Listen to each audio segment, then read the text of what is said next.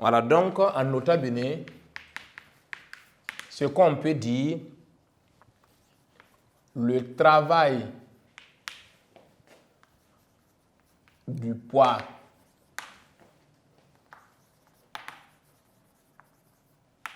est donné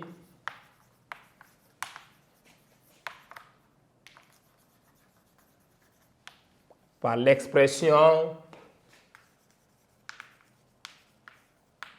suivante. Donc ici, W est égal à P multiplié par H. Voilà, le P ici, c'est le poids. Voilà, donc, or, le poids P, on a vu ça au niveau des poulies. Le poids P, c'est M fois G. Voilà, donc on peut dire que W également, si on remplace P par sa valeur, on peut dire que ça donne M fois G fois H. Voilà, donc W est égal à P fois H. Voilà, maintenant, or P est égal à M fois G, donc on peut dire que W est égal à M fois G fois H. Voilà, donc ce sont des formules, voilà, que normalement vous devez retenir. Voilà, maintenant, là également, on peut avoir des conséquences. Ici, ça ne change pas. Le W, c'est en joule. Le poids d'un corps, vous avez vu ça en quatrième, c'est une force qui s'exprime en newton. La hauteur H s'exprime en mètres. Voilà, donc ça ne change pas. Voilà, donc le poids P, c'est une force. Voilà, c'est ce que vous devez retenir également. Voilà, maintenant, comme conséquence,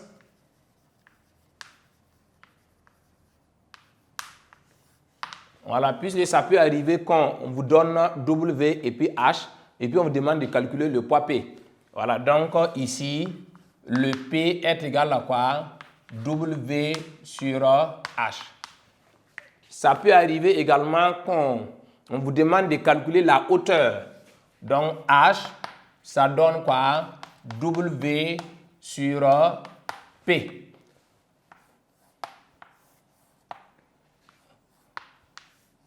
Oui, avec cette formule également, on peut vous demander de calculer ce qu'on appelle la masse.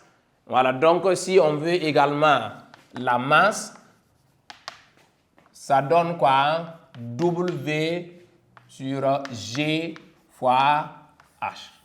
Voilà, donc ne dites pas que c'est trop, c'est pas trop, mais en réalité, si vous maîtrisez seulement ces deux formules-là, voilà, ça veut dire que le reste là, voilà, vous pouvez manipuler sans problème.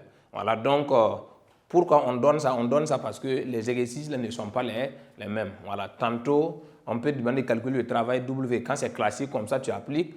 Mais il ne faut pas oublier aussi, quand on donne une formule, il faut savoir manipuler la formule. Voilà, donc ça veut dire qu'on peut poser tout type de questions. Maintenant, si vous maîtrisez les différentes formules, voilà, ça peut vous aider. Voilà, donc, voilà, voici en gros ce qu'on peut dire concernant le petit 1, la définition. Voilà, on va voir maintenant petit 2, ce qu'on appelle les différentes natures de travail. Voilà, on peut parler de, nous allons voir ce qu'on appelle travail moteur, travail résistant, travail nul. Voilà, donc en petit 2, nous allons voir ça. Donc, petit 2, travail moteur, travail résistant et travail nul. Voilà, donc généralement quand on parle de travail moteur là, c'est la force en réalité qui effectue ce travail-là. Donc, quand est-ce dit-on que cette force-là effectue ce qu'on appelle un travail moteur? Voilà. Quand est-ce dit-on qu'une force effectue un travail résistant? Voilà, nous allons voir ça tout de suite. Donc, en petit a, nous allons voir ce qu'on appelle le travail moteur.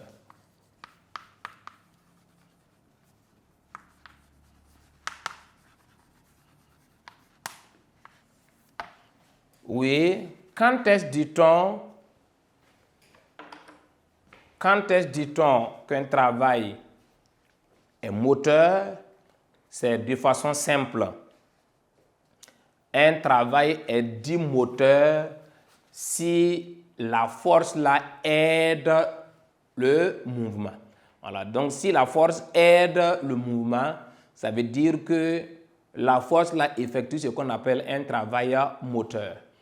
Et, par exemple, si par exemple nous observons par exemple un avion qui veut atterrir, voilà, donc ça veut dire qu'un avion qui veut atterrir là, ça veut dire que l'avion possède ce qu'on appelle le poids P. Voilà, bon, je ne suis pas bon en dessin.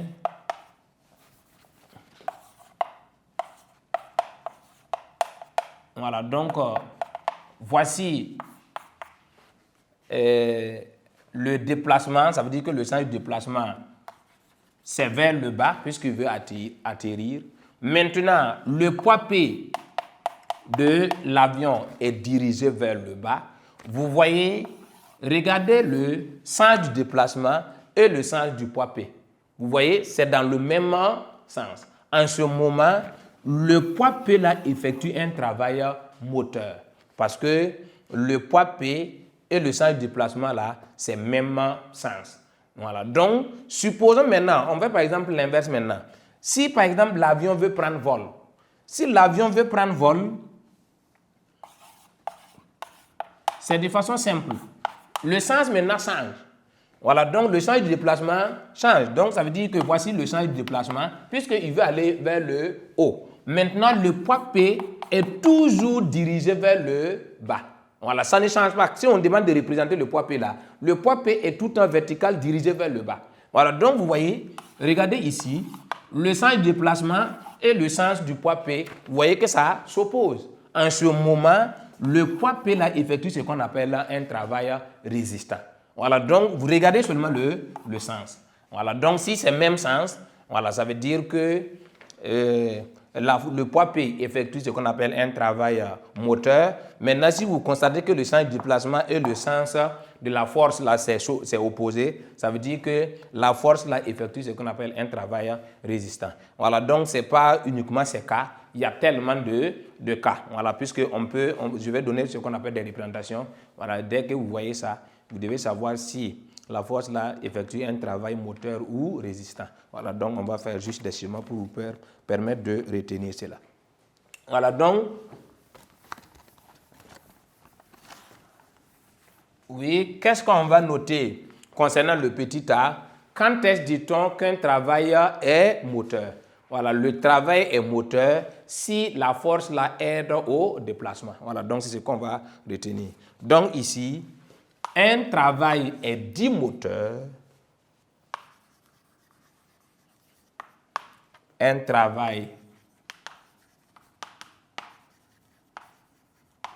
est dit moteur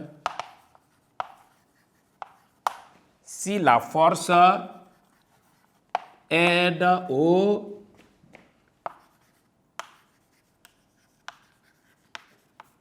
voilà, donc si la force là aide au mouvement. Voilà, donc un travail est dit moteur si la force aide au mouvement. Maintenant, autrement dit, ça veut dire que la force et le déplacement là ont même sens. Voilà, donc, mais on peut retenir ça seulement. Voilà, donc de toutes les façons, si vous maîtrisez ça, c'est largement suffisant. Voilà, donc ici, le travail est dit moteur si la force aide au mouvement. Maintenant, on peut dire autrement, un travail est dit moteur si le sens de la force et le déplacement là ont même sens. Voilà, donc si les deux ont même sens, on dit que la force là effectue un travail moteur. Voilà, donc on va faire juste un schéma pour vous faire comprendre. Donc ici, schéma explicatif.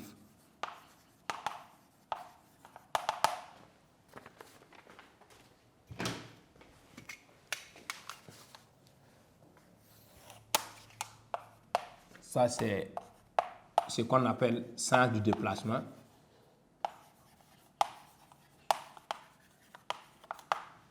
Voilà, donc je vais représenter un solide S. On applique une force F.